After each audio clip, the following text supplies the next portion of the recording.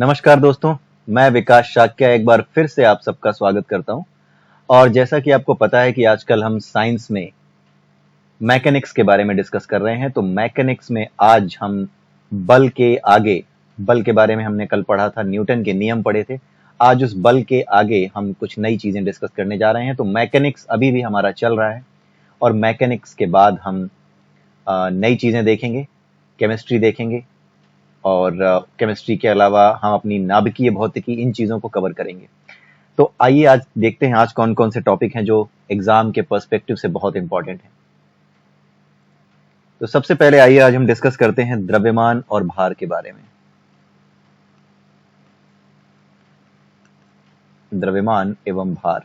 द्रव्यमान को दिखाते हैं m से और भार क्या होता है m इंटू जी, यानी W जिस बल से पृथ्वी किसी वस्तु को अपनी ओर खींचती है, गुरुत्वीय बल। ठीक है, भार क्या होता है, वह गुरुत्वीय बल है, यानी पृथ्वी जिस बल से किसी वस्तु को अपनी ओर खींचती है, जब वो नीचे गिर रही होती है या जब वो ऊपर जा रही होती है, तो जिस बल से उसको अपनी ओर खींचती है उसी बल को क्या कहते हैं, गुरुत्वीय बल या भार कहते हैं। और द्रव्यमान क्या है? द्रव्यमान किसी पदार्थ में, जैसे हमारा लोहा है, लोहे का टुकड़ा, ठीक है, तो लोहे के टुकड़े में लोहे की कितनी मात्रा है, लोहे की कितनी मात्रा है। अगर हम कहते हैं लोहे का टुकड़ा 10 किलोग्राम का है, तो उसमें लोहे की मात्रा कितनी है, लोहा द्रव्य के रूप में कितनी मात्रा में है, 10 किलोग्राम की मात्रा में मौजूद है। ठीक है, द्रव्य, भाई लोहा एक द्रव्य है, द्रव्य की 3 अवस्थाएं हैं। ठीक है, ये किस तरह का द्रव्य है, ये एक ठोस द्रव्य है।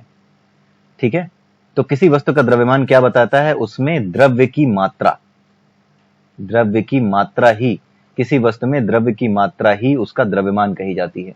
और जितना द्रव्यमान होगा किसी वस्तु का ज्यादा, उतना ही ज्यादा हमें क्या करना पड़ेगा, बल लगाना पड़ेगा, उसकी स्थिति को बदलने के लिए बल ज्यादा लगाना पड़ेगा अगर द्रव्यमान ज्यादा है तो। ठीक है, द्रव्यमान अगर ज्यादा है तो बल भी ज्यादा लगाना होगा उसकी स्थिति को बदलने के लिए। और ये हमने कहां पढ़ा था, ये हमने पढ़ा था जड़त्व के लिए। तो जड़त्व किसी वस्तु का वह गुण है जिसकी वजह से वो अपनी अवस्था परिवर्तन का विरोध करता है। तो दूसरे शब्दों में हम कह सकते हैं कि द्रव्यमान क्या है, द्रव्यमान किसी वस्तु में जड़त्व की, किसी वस्तु के जड़त्व की माप ही द्रव्यमान है।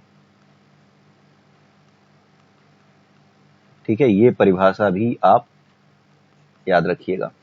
ठीक है, तो ये द्रव्यमान और भार में आपको अंतर समझ में आ गया होगा। द्रव्यमान और भार ये दोनों अलग अलग राशियां हैं। द्रव्यमान कैसी राशि है, द्रव्यमान में केवल मात्रा होती है, तो द्रव्यमान कैसी राशि हो गई, द्रव्यमान एक अदिश राशि हो गई क्योंकि इसमें सिर्फ मात्रा है। और भार कैसी राशि हो गई, भार एक सदिश राशि हो गई क्योंकि इसमें जो बल लगता है वो एक निश्चित दिशा में लगता है, और वो दिशा क्या होती है, पृथ्वी के केंद्र की ओर, पृथ्वी के केंद्र की ओर बल लगता है। ठीक है, तो पृथ्वी के केंद्र की ओर जो बल लगता है उसी को, उस वस्तु का भार कहते हैं। ठीक है, तो द्रव्यमान और भार में अंतर स्पष्ट हो गया होगा। आइए अब कुछ नए टॉपिक्स देखते हैं। ठीक है, तो अगला टॉपिक जो हम पढ़ने जा रहे हैं वो है संवेग। संवेग, ठीक है, संवेग, संवेग क्या होता है, संवेग किसी वस्तु द्वारा किसी दूसरी वस्तु पर बल लगाने की क्षमता है। ठीक है, किसी वस्तु द्वारा दूसरी वस्तु पर क्या, बल लगाने की क्षमता, बल लगाने की क्षमता, ये क्या है, दूसरी वस्तु पर, इसको क्या कहते हैं, संवेग कहते हैं। ठीक है, किसी वस्तु द्वारा किसी दूसरी वस्तु पर बल लगाने की क्षमता को ही संवेग कहते हैं। और इसको कैसे दिखाते हैं, इसको P से दिखाते हैं, और इसका मान क्या होता है, m, यानी उसका द्रव्यमान गुणे उसका वेग मल्टीप्लाइड बाई उसका वेलोसिटी, वेग।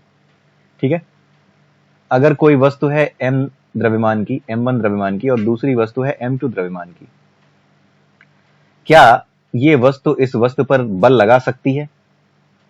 बल लगाने का मतलब क्या है? बल लगाने का मतलब है इसकी स्थिति को बदल देना। मान लेते हैं कि ये शुरू में स्थिर है, ये स्थिर रखा है m2, तो m1 में इस पर बल लगाने की जो क्षमता है वो किस पे निर्भर करेगी? n1 इस पर ऐसा बल लगाए कि इसकी स्थिति में परिवर्तन हो जाए, यानी ये कैसा हो जाए? गतिशील हो जाए। मतलब बल इस तरीके से लगाना है कि m2 गतिशील हो जाए, यानी वो चलने लगे m2।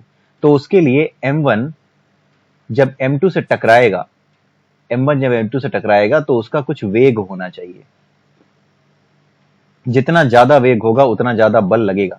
सीधी सी बात है, आप किसी से जाकर के बहुत तेजी से टकराइए तो हो सकता है वो गिर जाए, और धीमे से जाकर पीछे खड़े हो जाइए तो वो क्या गिरेगा? वो तो खड़ा रहेगा। ठीक है, तो किसी वस्तु द्वारा किसी दूसरी वस्तु पर बल लगाने की क्षमता को हम क्या कहते हैं? संवेग कहते हैं। ठीक है, और संवेग को हम कैसे दिखाते हैं? उसका जो मास है m2 इंटू जिस वेग से आप टकराए हो, नहीं, आपका जो मास है m1 और जिस वेग से आप टकराए हो, ये दोनों मिल करके इसका प्रोडक्ट मिल करके डिपेंड करेगा कि m2 पर ये अपना बल लगा पाएगा कि नहीं, जो कि स्थिति को बदल सके इसके। ठीक है, और इसी चीज को कैसे दिखाया जाता है? P is equal to m into v, यही इसका फॉर्मूला है। P is equal to m into v, ये जो फॉर्मूला है यही संवेग का फॉर्मूला है, इसको याद रखिएगा। तो संवेग क्या है? किसी वस्तु द्वारा किसी दूसरी वस्तु पर बल लगाने की क्षमता को संवेग कहते हैं। और ये किस पर निर्भर करेगा? कि उस वस्तु का द्रव्यमान कितना है और वो कितने वेग से जाकर के दूसरी वस्तु से टकराई है। क्यों द्रव्यमान पर डिपेंड करेगा? अगर एक भारी आदमी जाकर के किसी दूसरे आदमी से टकराए, आप इसको समझ लीजिए कि एक भारी आदमी है जिसका वजन करीब 100 किलो है, 100 किलो के आसपास है। एक 100 किलो का आदमी जाकर के ये 100 केजी का है, एक दूसरे 100 किलो के आदमी से टकराता है। ठीक है, और स्पीड होती है, इसका जो वेग होता है वो होता है, वेग क्यों कह रहे हैं? क्योंकि ये एक दिशा है भाई, दिशा एक होगी, जहां पे दिशा है वहां पर वेग की बात होगी, जहां सिर्फ परिमाण है वहां चाल की बात होगी। तो 100 किलोग्राम का एक व्यक्ति है, भारी व्यक्ति है, ये जाकर के 100 किलोग्राम के दूसरे व्यक्ति से टकराता है कितने वेग से? 15 किलोमीटर प्रति घंटे के वेग से। ठीक है, या फिर कह लीजिए कि 60 किलोमीटर प्रति घंटे के वेग से जाकर के टकराता है। तो ये इसको आसानी से हिला पाएगा अपनी जगह से। लेकिन अगर कोई हल्का व्यक्ति हो, 25 किलो का व्यक्ति हो और ये 100 किलो का है, तो जोर से टकराएगा भी तो हो सकता है कि ये सिर्फ हिल के रह जाए, हो सकता है कि ये गिरे ना, ये दूसरा आदमी। ठीक है, तो इसीलिए ये कहा गया है कि संवेग किस पे डिपेंड करता है? उसके मास पे, और जिस वेग से, उसके मास यानी उसके द्रव्यमान पे, और जिस वेग से आकर के वो टकराया है दूसरे व्यक्ति से या दूसरे पिंड से, उस पर डिपेंड करता है। तो संवेग में दोनों का प्रोडक्ट लिया जाता है कि सिर्फ और सिर्फ वेग नहीं, उसका वजन यानी उसका जो द्रव्यमान है, उसका जो वजन है, वो भी डिपेंड करता है कि वो दूसरी वस्तु पर बल लगा पाएगा या नहीं, यानी दोनों चीजें डिपेंड करती हैं। इसीलिए संवेग में दोनों चीजें ली गई हैं।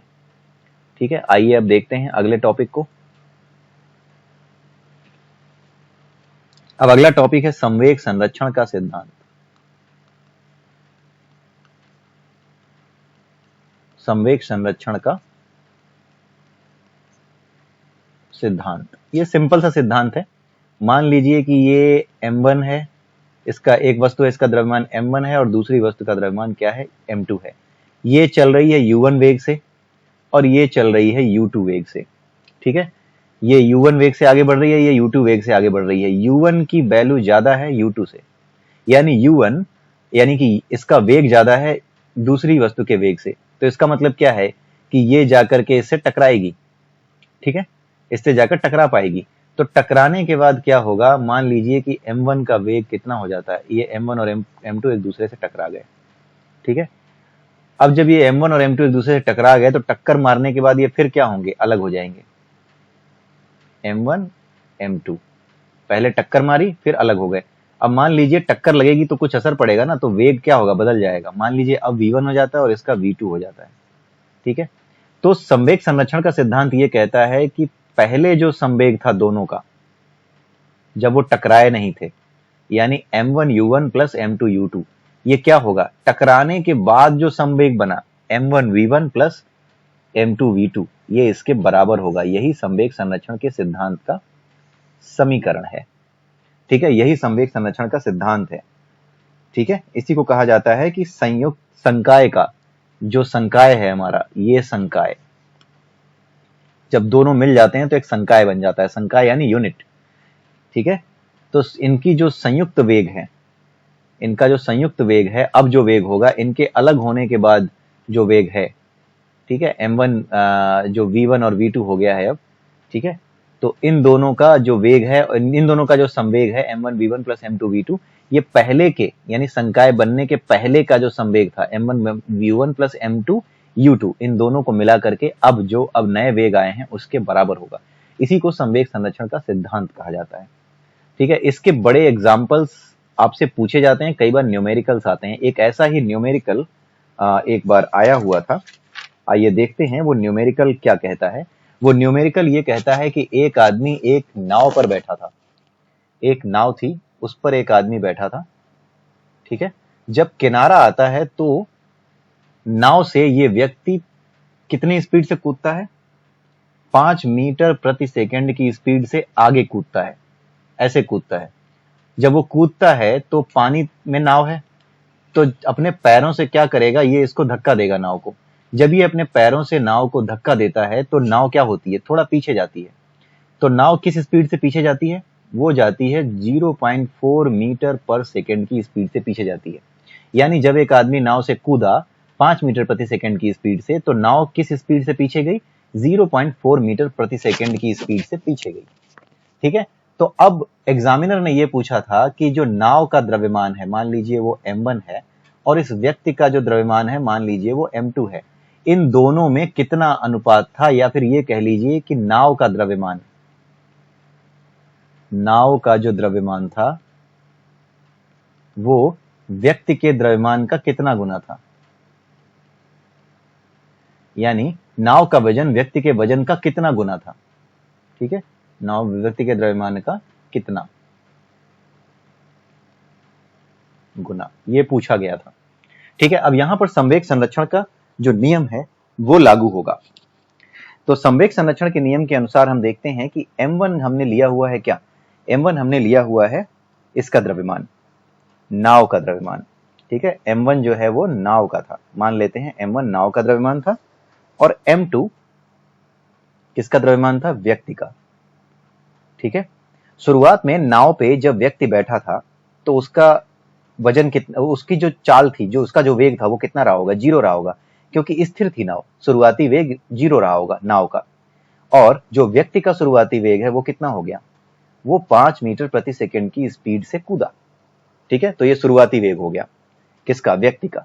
ठीक है, लेकिन उसके बाद क्या कहता है, जब व्यक्ति कूद जाएगा, ठीक है, तो क्या होगा, व्यक्ति के कूदने के बाद क्या हुआ, जो v1 है यानी जो नाव का वेग है, ठीक है, अब ये नया वेग है, ये कितना बता रहे हैं, ये बता रहे हैं 0.4 मीटर प्रति सेकंड हो जाता है।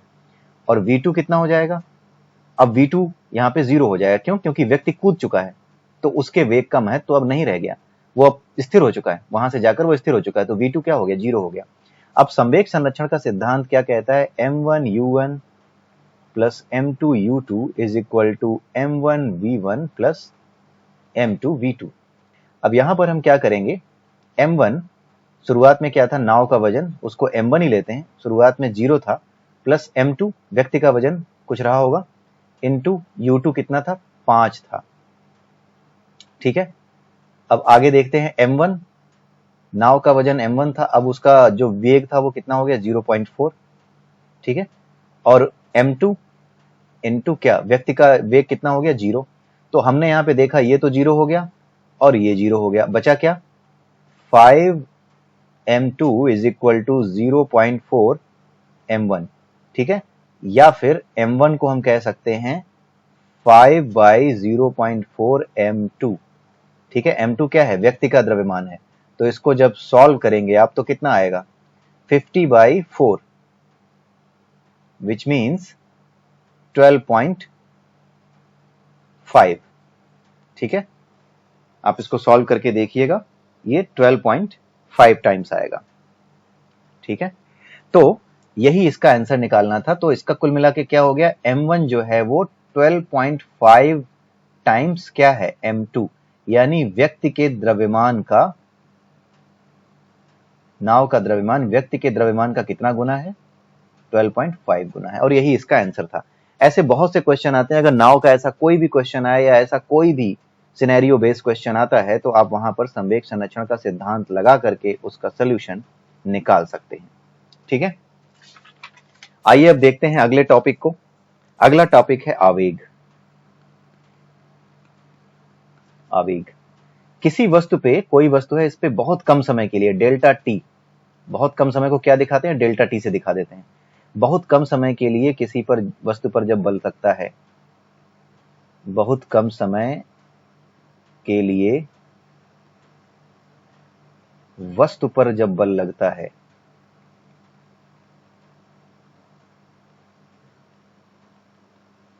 तो उसके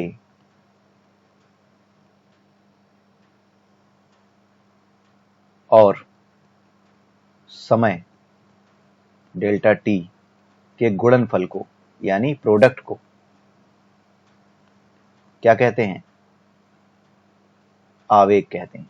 तो आवेग हम दिखाते हैं किससे, डेल्टा पी से। ठीक है, और ये कितना होगा, एफ जो बल लगा है वो, और डेल्टा टी कितने समय तक लगा है वो। ठीक है, तो ये क्या है, आवेग का समीकरण है, ये आवेग की परिभाषा है। किसी वस्तु पर बहुत कम समय के लिए जब बल लगता है तो जो बल है वो और जितने समय के लिए लगा है उसके प्रोडक्ट को हम क्या कहते हैं, आवेग कहते हैं। इसको एक चीज और कहते हैं, क्या कह सकते हैं, संवेग परिवर्तन की दर। संवेग परिवर्तन की दर, अगर आप देखें तो संवेग में परिवर्तन ही तो होता है। जब किसी चीज पर बहुत थोड़ी देर के लिए बल लगे तो संवेग में परिवर्तन हो जाता है उसके। संवेग परिवर्तन की दर को ही क्या कहेंगे, आवेग कहेंगे। संवेग में कैसे परिवर्तन होगा, संवेग के केस में क्या हो रहा था, दो चीजें आकर के एक दूसरे से जो है टकराती थी, टकराने के लिए बहुत थोड़े समय के लिए जो बल लगेगा, इससे जो परिवर्तन होगा, संवेग में परिवर्तन होगा 1 सेकंड के अंदर, उसी को क्या कहा जाता है, आवेग कहा जाता है। ठीक है, यानी आवेग को आप अगर कभी आवेग और संवेग से रिलेटेड क्वेश्चन आए तो आवेग में आप जा करके संवेग परिवर्तन की दर यानी mv/t, ये समय दिया हुआ है mv/t, इसको भी यूज कर सकते हैं। ठीक है, संवेग परिवर्तन की दर क्यों है, ये समझ में आया, क्या संबंध है, संवेग परिवर्तन की दर क्यों कह रहे हैं आवेग को, क्योंकि बहुत कम समय के लिए वस्तु पर जब बल लगता है तो उसके और समय के गुणनफल को आवेग कहते हैं। तो संवेग के केस में क्या होता है, बल लगता है और दोनों चीजें एक दूसरे से दूर चली जाती हैं या एक दूसरे से सटके चलने लगती हैं, और फिर उसके बाद देर तक जब वो चलती हैं तब उसमें वेग और उसकी बात आती है। लेकिन यहां पर क्या है, बहुत थोड़े समय के लिए जो बल लगता है, एकांक समय के लिए समझ लीजिए, बहुत ही यूनिट टाइम के लिए, 1 सेकंड के लिए, तो उसी को क्या कहा जाता है, आवेग कहा जाता है। और सिंस ये एक बहुत छोटे फ्रैक्शन के लिए लगता है तो संवेग परिवर्तन की दर के बराबर ये होता है। ठीक है, इसीलिए आवेग को संवेग परिवर्तन की दर भी कहा जाता है। अब आप देखते हैं सार्वत्रिक गुरुत्वाकर्षण के बारे में, ये क्या होता है।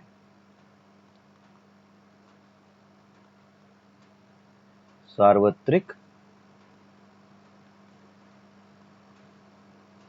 गुरुत्वाकर्षण, ठीक है, जैसे हमारी पृथ्वी है, ये किसी भी चीज को अपनी ओर खींचती है जो ऊपर फेंकी जाती है, उसी तरीके से जो ब्रह्मांड में पृथ्वी है, सूर्य है, दूसरे ग्रह हैं, शनि, बृहस्पति, बहुत ढेर सारे हैं जो सूर्य का चक्कर लगा रहे हैं, ये सब आपस में, जो बहुत बड़े बड़े ग्रह हैं ना, ये सब आपस में एक दूसरे को आकर्षित करते हैं।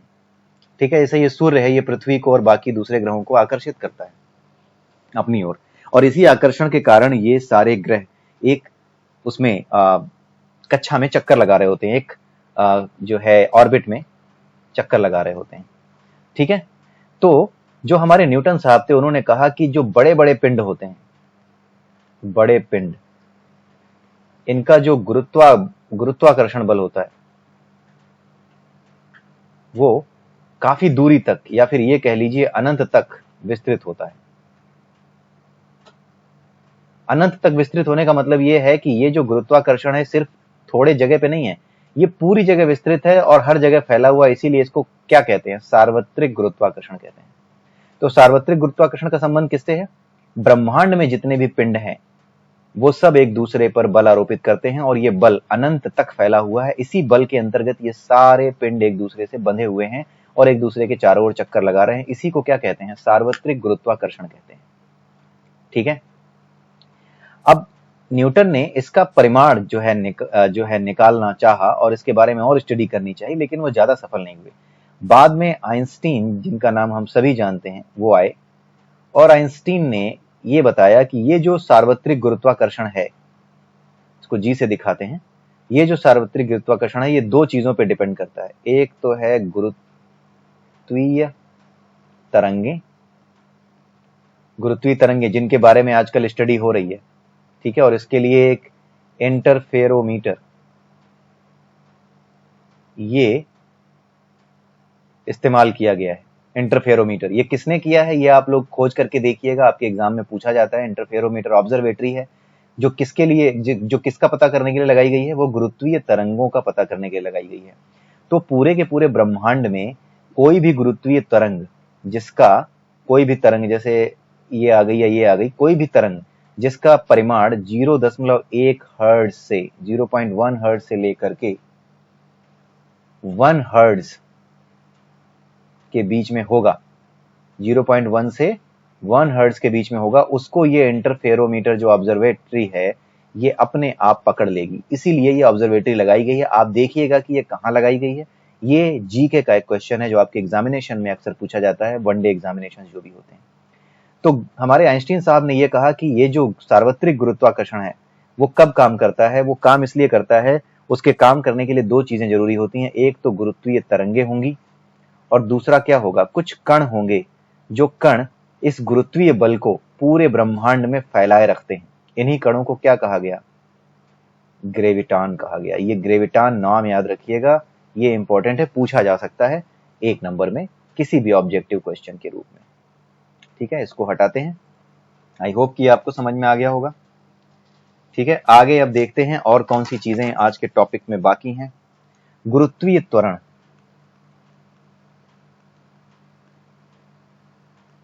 ठीक है, इसको कैसे दिखाते हैं? जी से। गुरुत्वीय त्वरण क्या है?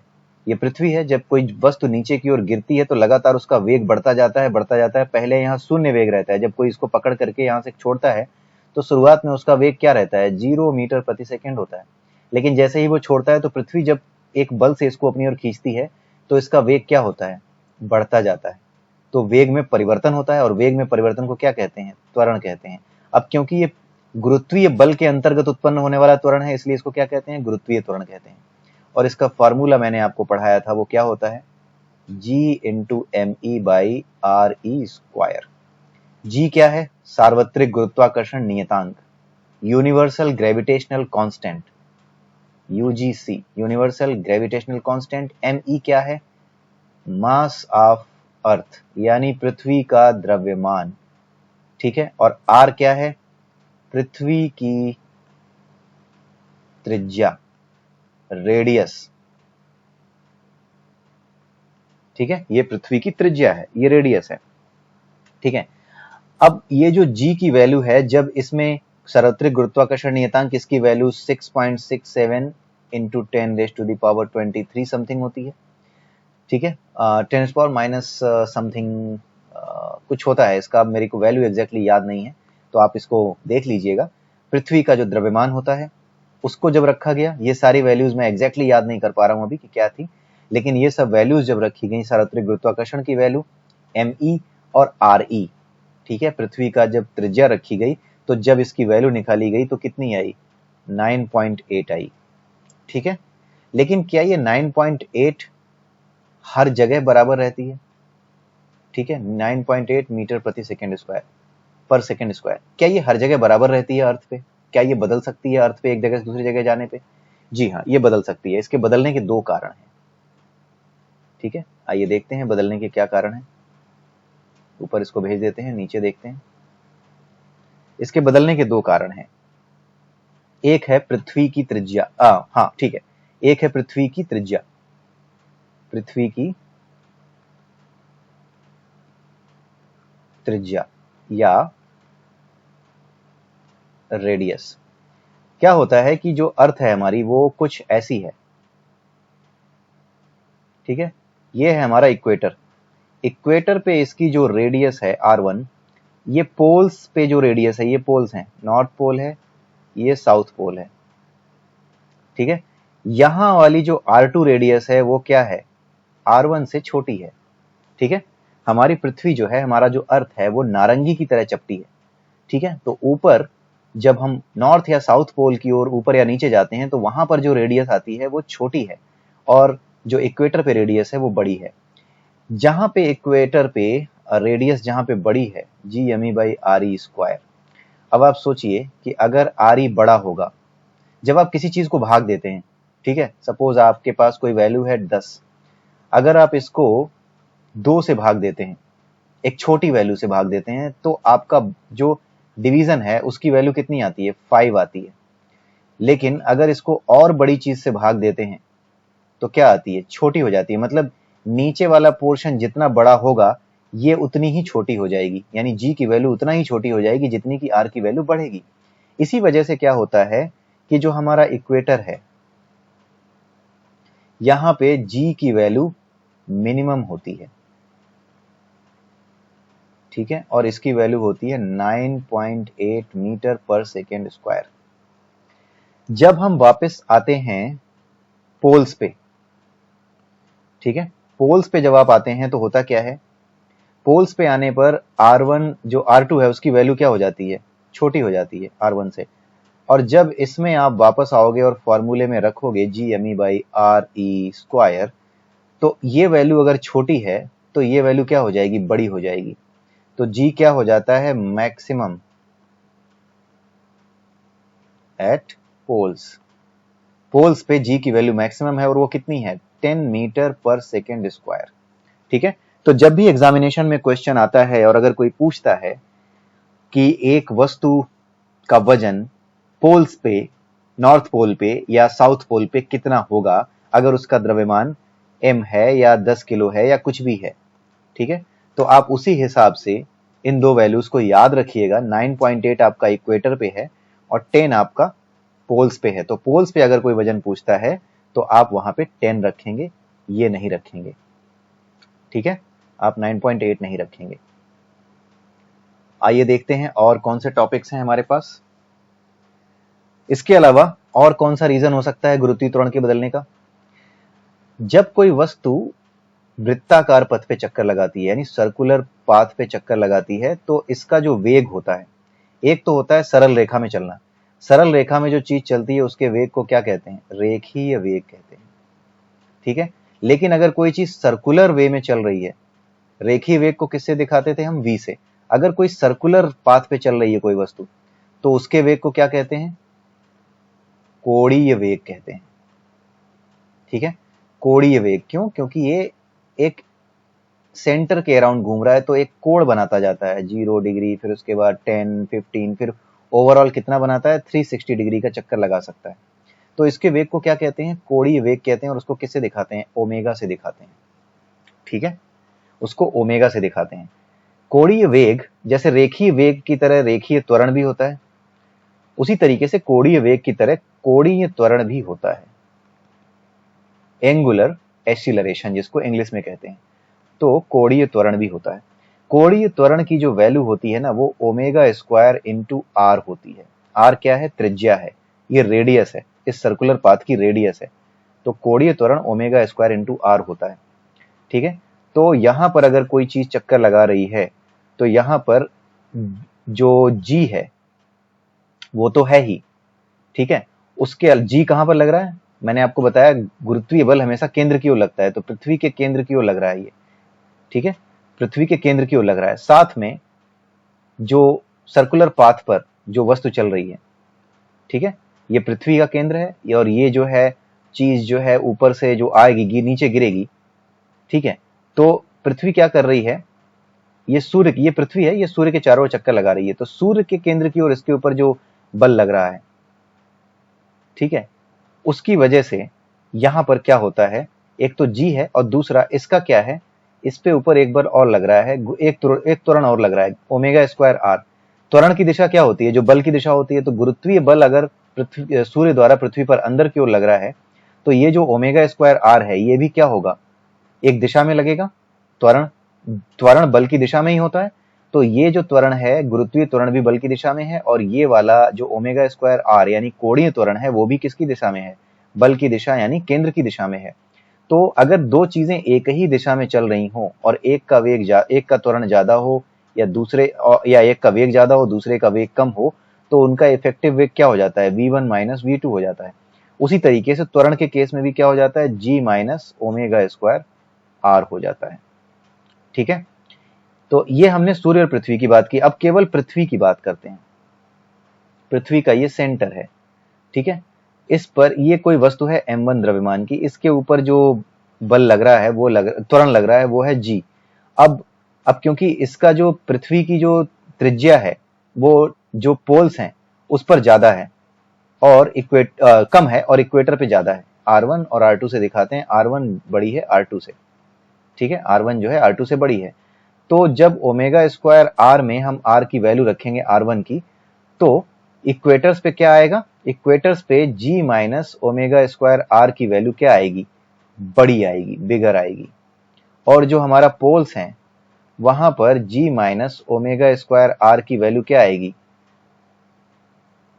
ये छोटी आएगी, इक्वेटर पे छोटी आएगी।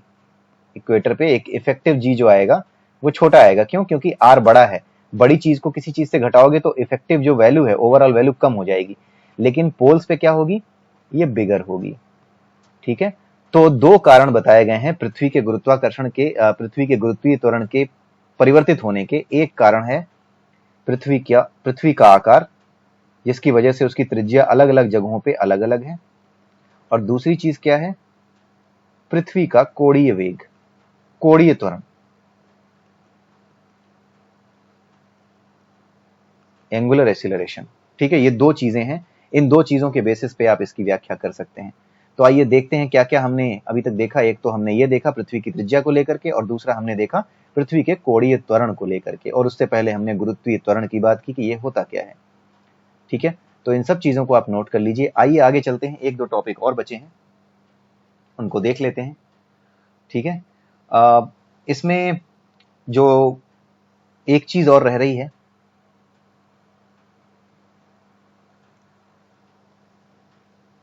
एक